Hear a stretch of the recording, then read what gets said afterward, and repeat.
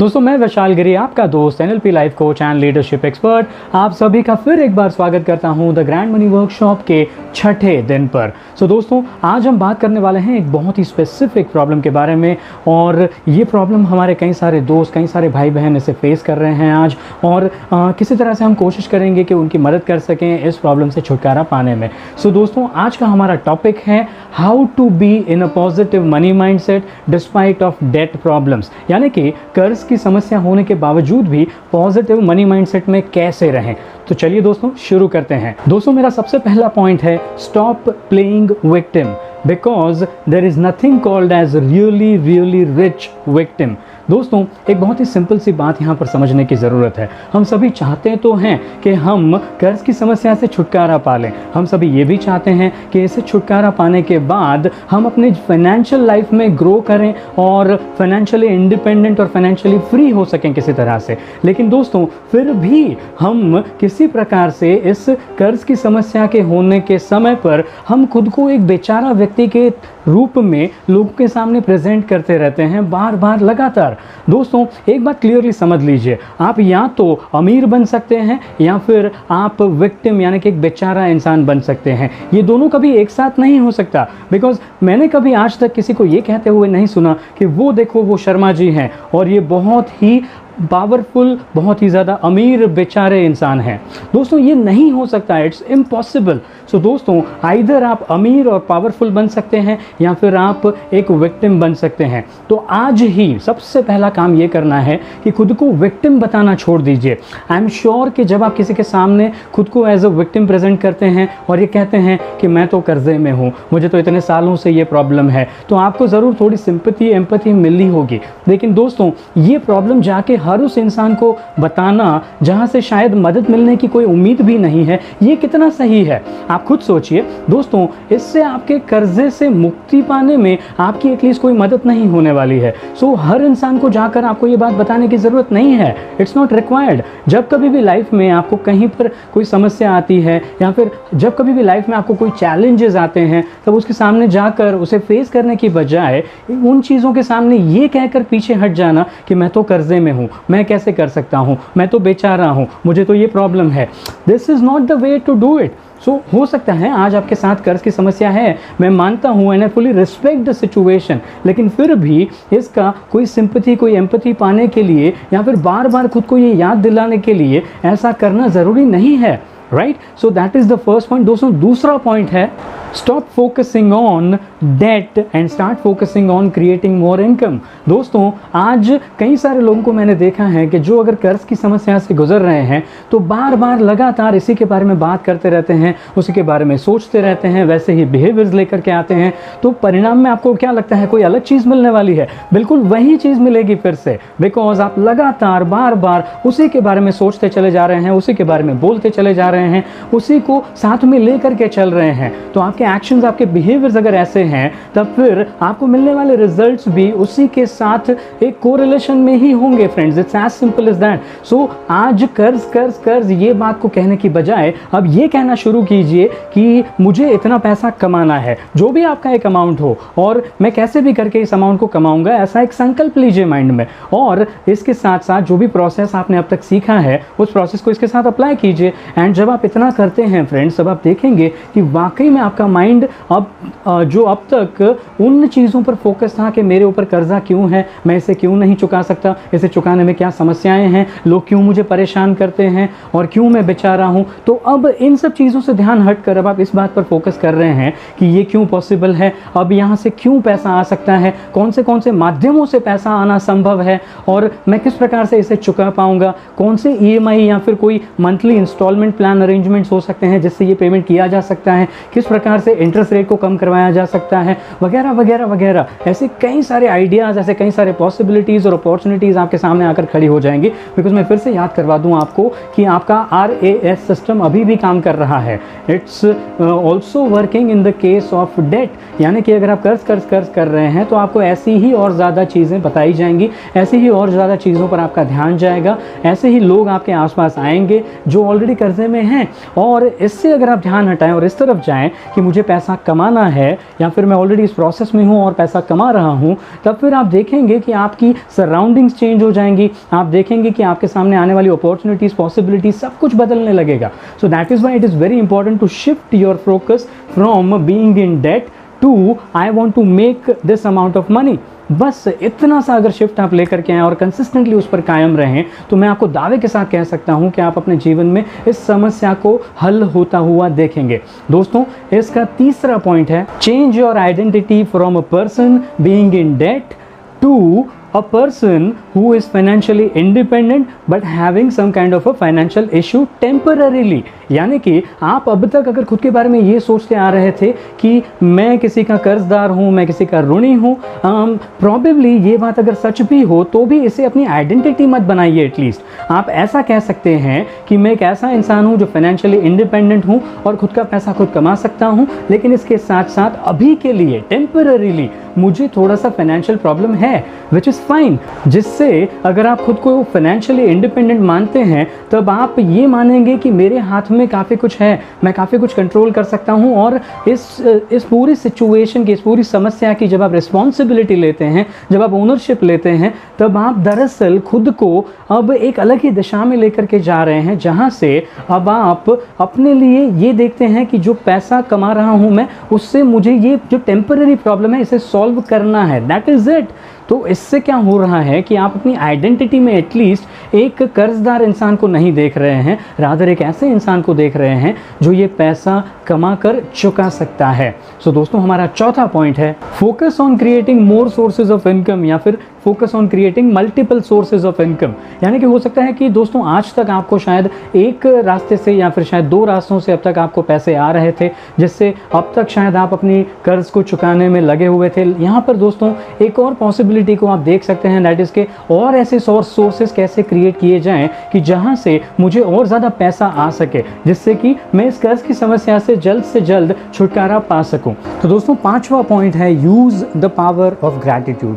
दोस्तों, मैंने डे 2 के वीडियो में भी बताया था, जब मैं क्रिएशन प्रोसेस के बारे में बात कर रहा था, तब मैंने बात करी थी आपसे एक स्टेटमेंट के बारे में जो कुछ इस प्रकार था कि जिनके भी पास है उन्हें और दिया जाएगा, और जिनके पास नहीं है उनके पास जो है वो भी उनसे छीन लिया जाएगा। तो दोस्तों, उसी नियम को अगर हम डेट के कॉन्टेक्स्ट में या फिर कर्ज की समस्या के कॉन्टेक्स्ट में भी अगर रख कर देखें, तो हमारी काफ़ी हद तक ये प्रॉब्लम यहीं पर सॉल्व हो सकती है। तो आइए थोड़ा सा समझने की कोशिश करते हैं।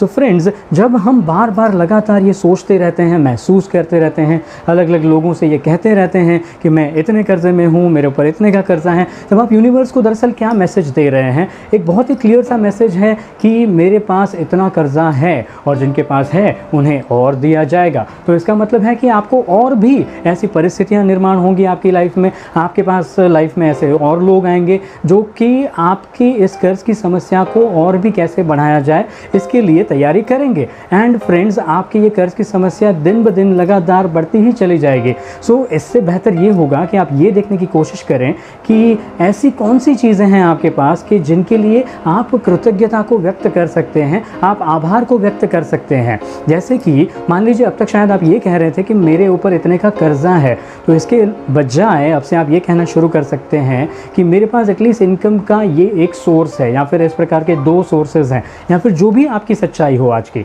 इसके अलावा आप ये भी कहना शुरू कर सकते हैं कि मान लीजिए शायद आप आज तक ऐसा कहते आ रहे हो कि मुझे पर्याप्त पैसा नहीं आ रहा है, इसकी बजाय आप ये कह सकते हैं कि मुझे आज एटलीस्ट इतना पैसा तो आ रहा है। तो अगेन अगर ऐसा कहकर आप ग्रैटिट्यूड देना शुरू करते हैं, अगेन आप यूनिवर्स को कह रहे हैं कि आपके पास कुछ तो ऐसी चीज़ है जिससे आप इस प्रॉब्लम को सॉल्व करने में लगे हुए हैं, और आपका फोकस इन चीज़ों पर है कि कैसे इस प्रॉब्लम को सॉल्व किया जाए, ना कि ये प्रॉब्लम है ऐसा कहकर आप कंप्लेन कर रहे हैं। सो दैट मीन्स कि यूनिवर्स को अब तक जो मैसेज जा रहा था कि मेरे पास पर्याप्त पैसा नहीं है, तो जिनके पास नहीं है उनके पास जो है वो भी उनसे छीन लिया जाएगा, ये नियम अब तक लागू हो रहा था। इसकी बजाय अब आप ये अप्लाई करना शुरू करते हैं कि मेरे पास एटलीस्ट इतना पैसा तो है। So that means you are saying कि मेरे पास पैसा है, सो जिनके पास है उन्हें और दिया जाएगा। So this way you are changing your communication communication with this grand universe, और जब आप ऐसा करते हैं तब आप अपने परिणामों में भी बदलाव आता हुआ देखेंगे। एंड फ्रेंड्स, ऐसी ही और कई चीज़ें हैं जिनके बारे में ग्रैटिट्यूड दिया जा सकता है। जैसे कि शायद आज आप कहें कि मेरे ऊपर कर्ज़ है, लेकिन उसको चुकाने के लिए हमारे पास जो रिसोर्सेज हैं उसके लिए ग्रैटिट्यूड दिया जा सकता है। हमारे हाथ पैर, हमारा माइंड, हमारा पूरा शरीर जो आज हमारा साथ दे रहा है उसके लिए आप ग्रैटिट्यूड दे सकते हैं। कुछ ऐसे लोग हो सकते हैं आपकी लाइफ में जो इस कर्ज की समस्या के होते हुए भी आज आपका साथ निभा रहे हैं। उन लोगों के आपके लाइफ में होने के लिए, उनका साथ मिलने के लिए आप ग्रैटिट्यूड दे सकते हैं। आप इसके लिए ग्रैटिट्यूड दे सकते हैं कि आज भी आपको थोड़ा सा समय मिला है अपनी पेमेंट्स को करने के लिए। So for that reason also you can be grateful. So यहाँ पर जब आप ऐसा ग्रैटिट्यूड देना शुरू करते हैं तब आप इस माइंडसेट से निकल कर कि मेरे पास क्या नहीं है, किस चीज़ की कमी है और कंप्लेंट करने के लिए मेरे पास क्या क्या है, इन चीज़ों से निकलकर आप ऐसी दिशा में जाते हैं कि जहाँ पर अब आप ये कह रहे हैं कि मेरे पास क्या क्या है, मेरे पास कौन सी पॉसिबिलिटीज़ हैं, मेरे पास कौन से रिसोर्सेज हैं और कैसे मैं इस प्रॉब्लम को सॉल्व करने वाला हूँ। ऐसा कहने के साथ साथ आप उसके लिए कृतज्ञ हो रहे हैं, आभार प्रकट कर रहे हैं, जिससे कि आप इस यूनिवर्सल एनर्जी को एक्टिवेट कर देते हैं कि वो आपके लिए काम करे और आपके फेवर में रिजल्ट्स को क्रिएट करना शुरू करें। अब दोस्तों, जब मैं इन बातों को आपको कह रहा हूँ, आई एम श्योर कि आप कहेंगे कि सर हमने तो कई बार जीवन में पॉजिटिव रहने की कोशिश की, लेकिन फिर क्या होता है ना कि हमारे क्रेडिटर्स जब हमको फ़ोन करते हैं, चाहे वो बैंक हो, चाहे कोई फाइनेंशियल इंस्टीट्यूशंस हो, चाहे कोई इंडिविजुअल्स हो, जो भी हो, लेकिन जब वो फ़ोन करते हैं या फिर घर चले आते हैं पैसा मांगने के लिए, सर तब वो पूरा पॉजिटिव माइंडसेट धरा का धरा रह जाता है और तब ये कोई चीज़ें काम नहीं आती।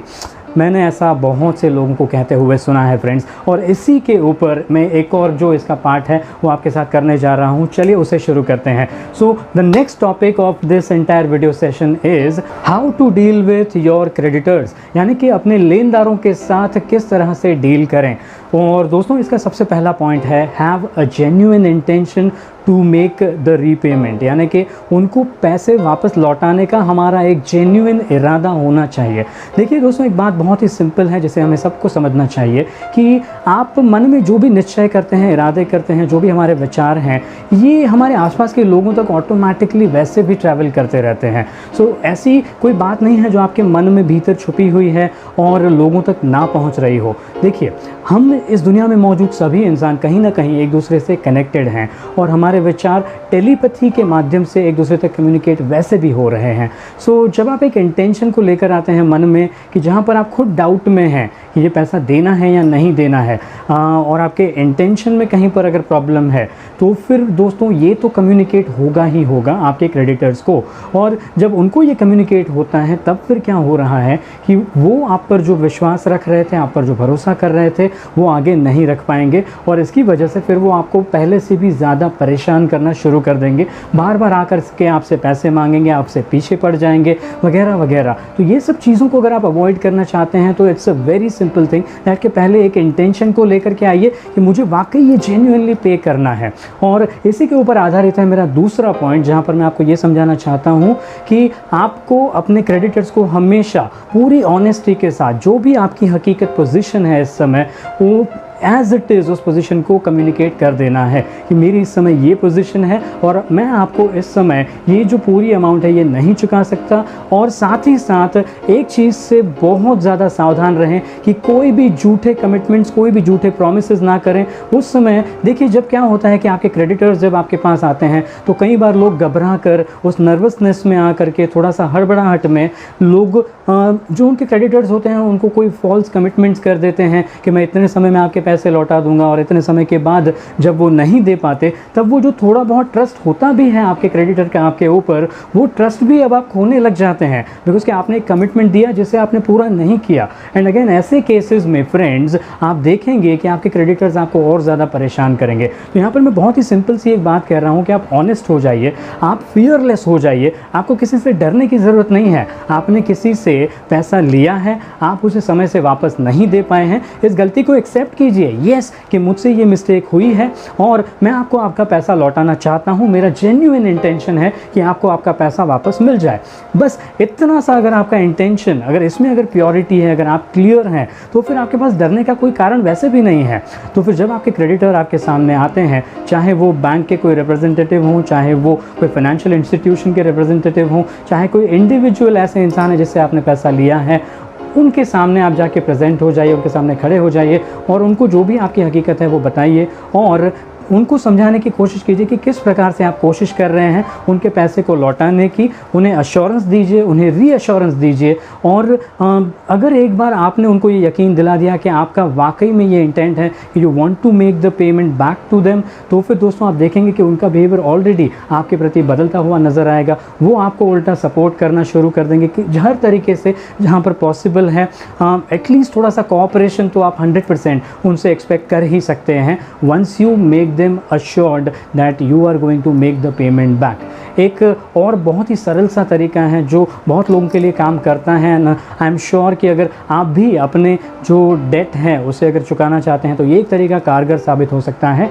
आप एक इंस्टॉलमेंट का प्लान सेट कर सकते हैं अपने लेनदारों के साथ, जहां पर आप उनको ये कहते हैं कि आप हर महीने या फिर हर 3 महीने में एक बार उन्हें कुछ तो एक पेमेंट आप उनको करने वाले हैं। सो इस प्रकार का कोई पेमेंट प्लान अरेंजमेंट जो भी आपकी आज की इनकम के हिसाब से पॉसिबल हो, जिस पर आपको पूरा यकीन है कि ये मैं कर सकता हूँ, ऐसे पेमेंट प्लान अरेंजमेंट को आप सेट करें जिसके माध्यम से आप उस पेमेंट को करना शुरू कर सकें। एक बार जब आप थोड़ा थोड़ा पैसा भी देना शुरू करते हैं तब आपके क्रेडिटर्स एटलीस्ट आपको परेशान नहीं करेंगे और तब आप पॉजिटिव माइंडसेट में रह सकते हैं। आप अपना माइंड, अपना फोकस पूरी तरह से इस बात पर रख सकते हैं कि मैं और ज़्यादा पैसा कैसे कमाऊं और जल्दी से जल्दी इससे छुटकारा पाकर फाइनेंशियली इंडिपेंडेंट और फाइनेंशियली ग्रोथ के रास्ते पर मैं कैसे चल सकता हूं।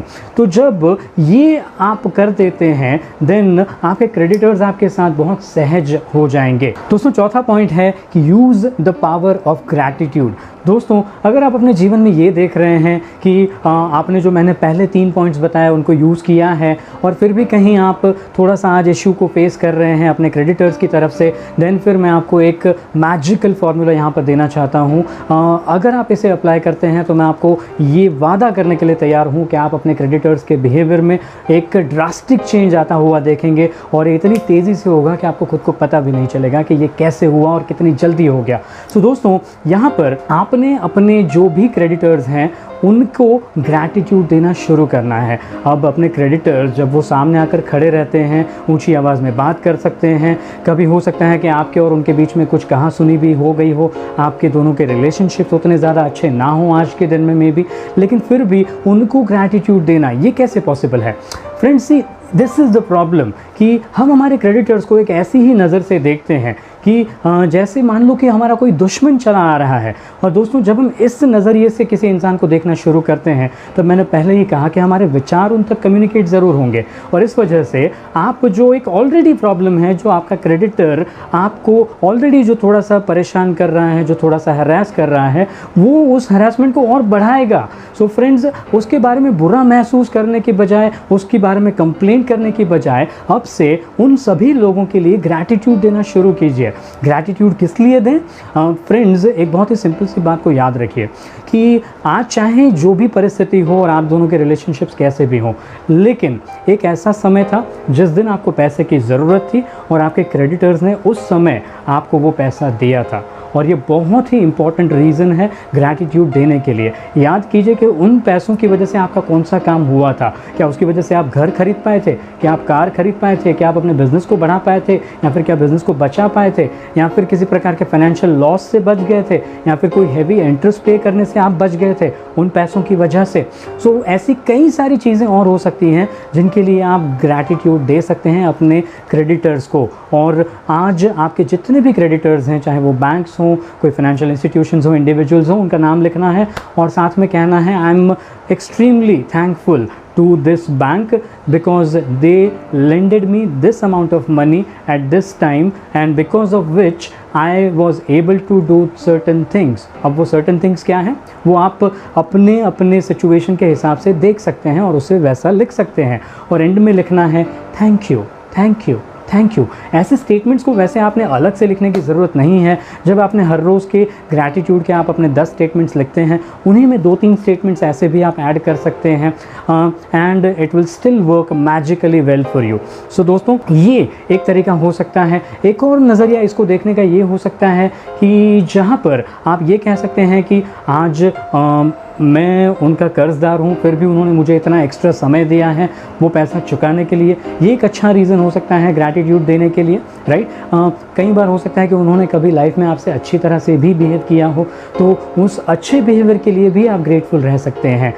कभी हो सकता है कि जब आप उस बैंक में गए थे या फिर उस फाइनेंशियल इंस्टीट्यूशंस में उनकी ऑफिस पर गए थे और तब आपको उन्होंने चाय, कॉफ़ी, कोई दूसरी चीज़ ऑफ़र की हो, उसके लिए आप ग्रैटिट्यूड दे सकते हैं। उनके साथ रहे किसी अच्छे एक्सपीरियंस के लिए ग्रैटिट्यूड दे सकते हैं।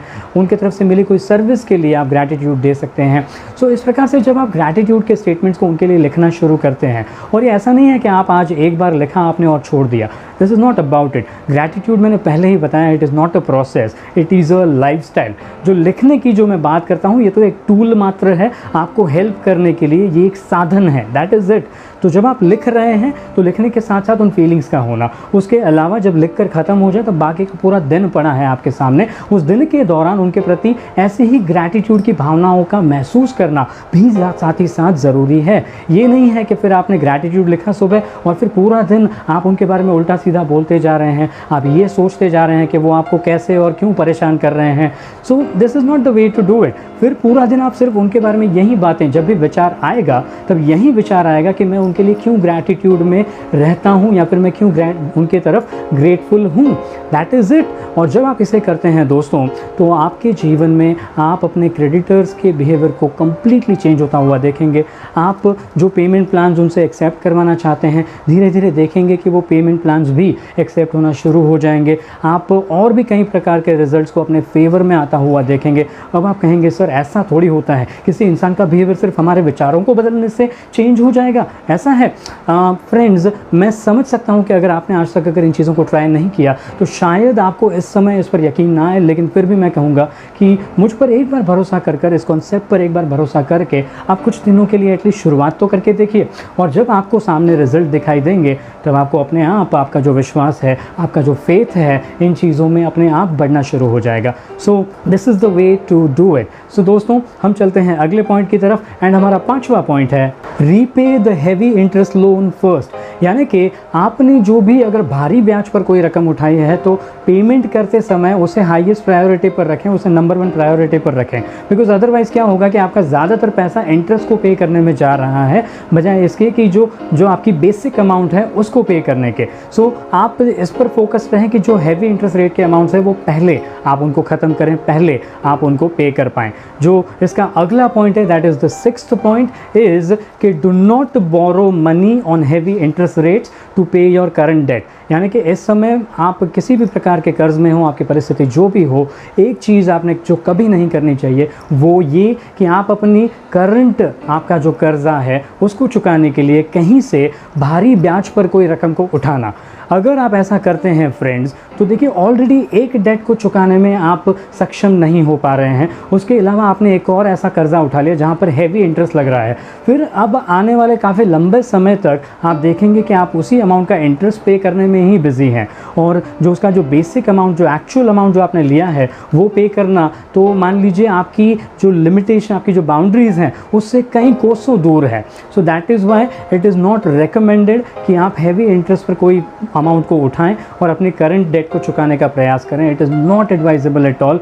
आप किसी भी प्रकार का और अरेंजमेंट करें, किसी भी प्रकार का और सेटअप करें, आप चाहें तो उनको कोई और कमिटमेंट करें आपके करंट क्रेडिटर्स को, लेकिन इस प्रकार का कोई कदम बिल्कुल ना उठाएं। This can be dangerous for your financial situation. दोस्तों, मेरा 7वां और आखिरी पॉइंट है कि sell off your unproductive assets to make the repayment of your debt. यानी कि आपके आज जो भी पोजेशंस हैं, आपके जो एसेट्स हैं, जो इस समय आपको कोई इनकम कमा कर नहीं दे रहे हैं, तो उनको आप बेच सकते हैं और उनसे जो पैसा मिलता है उससे आप अपने डेट का या तो कुछ हिस्सा या फिर पूरा रीपेमेंट भी कर सकते हैं।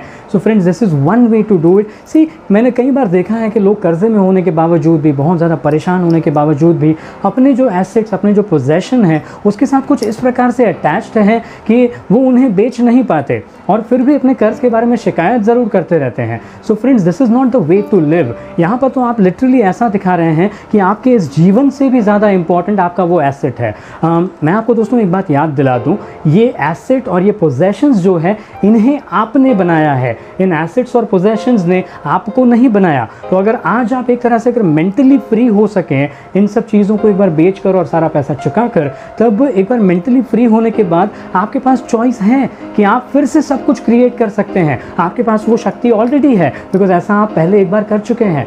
सो अगेन, अगर आप मेंटली फ्री हो जाएं और मान लीजिए शायद आप शून्य से भी शुरू क्यों ना करें, फिर भी आप में वो क्षमता, वो ताकत है कि आप फिर से इन चीज़ों को क्रिएट कर पाएँ।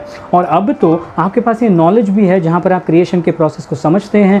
ये नॉलेज आपके पास है कि जो कुछ भी आपने इस वर्कशॉप से सीखा, पैसों के बारे में, आपके फाइनेंशियल लाइफ के बारे में, वो सारा कुछ यहाँ पर आप एप्लीकेशन में ला करके फिर से पहले से भी कई गुना बेहतर क्रिएशन कर सकते हैं। And that is the thing that friend we all need to understand. और दोस्तों, जब आप इतनी सी बात समझ पाते हैं और अगर आपके पास ऐसे कोई एसेट्स हैं तो उन्हें ज़रूर आप आगे चल करके उनको एक वैलिड प्राइस पर आप उन्हें बेचें और उससे आए हुए प्रोसीड से आप डेट से फ्री हो सकते हैं।